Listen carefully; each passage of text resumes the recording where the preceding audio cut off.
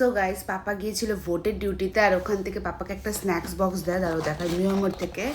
হ্যাঁ, তো কিছু খাবার টাবার ছিল আর কি। তো ওখানে একটা প্যাটিস আছে, যেটা আমার আর আমার এই যে ভাইয়ের ওপরে এখন ভাগাভাগি হবে। ওর স্কেল নিয়ে আসছে, কারণ ও এটা একদম 50-50 ভাগ চায় ও। এটা তোমরা ভাবতে পারছো ও কতটা পাষাণ, ও কতটা পাষাণ বলে ও স্কেল দিয়ে এখন মাপবে এইটুকু প্যাটিসটা। কিন্তু আমিও ভাগ ছাড়বো না, এমন না যে আমি ভাগ ছেড়ে দেবো, আমিও মাপবো। মাপ এটাকে।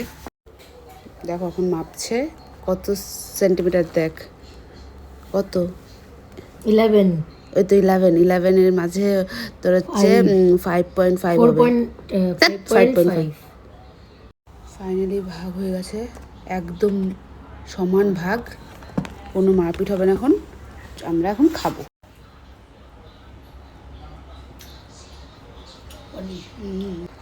পাঁচ ভাগ